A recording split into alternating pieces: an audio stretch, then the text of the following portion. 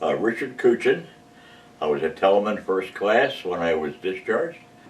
I don't remember Pearl Harbor, but soon after that, I was in kindergarten when my mother died.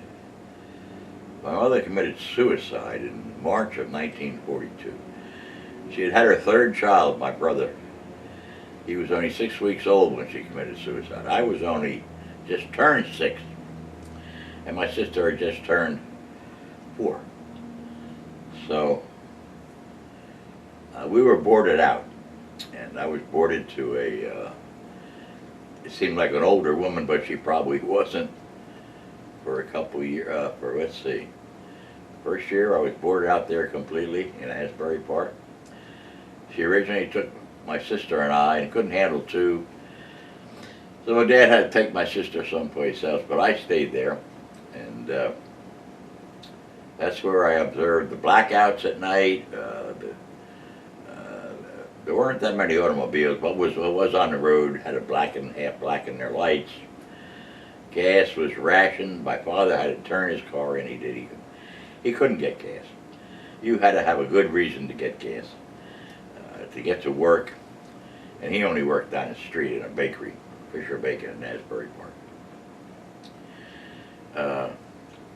The air raid ward would come around. They'd have them probably once a night. The air raid whistles would blow. There were some German vessels and submarines right offshore. The Berkeley Carteret, which was a gigantic hotel in Asbury Park at the time, was completely built by Limeys, English sailors. They were here permanently during the war, yeah. You're talking a lot because that's a gigantic hotel. And they hung out in certain bars, and once they got drunk, they were a handful. They were a handful. They were a big handful. English sailors. They can't handle their booze. But I observed, not ships, but in 1943, the summer of 43 and 44, I spent with my grandfather and grandmother in Union Beach, which is on the Raritan Bay down here. And I'd walk down there and see the oil slicks, and there'd be life jackets washed up, a lot of lumber and timber, and you're liable to see anything wash up during the war. But we went swimming thing too. I mean, in the summertime. In fact, all during the war, there was a steamer that left from Keansburg that went up to the Battery, the city of Keansburg. It took off every night, full of people, and went up to the Battery and back, a cruise, all during the war.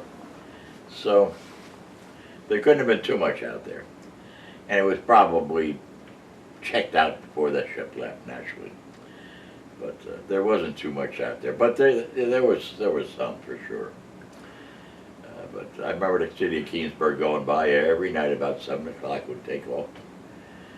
And Keansburg was just a mud hole back then.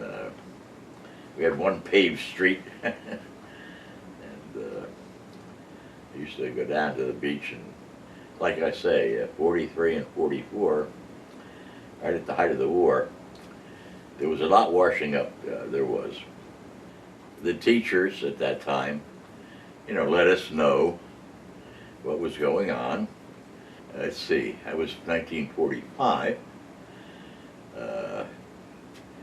So I was in, I don't know, 3rd grade, 4th grade, whatever it was.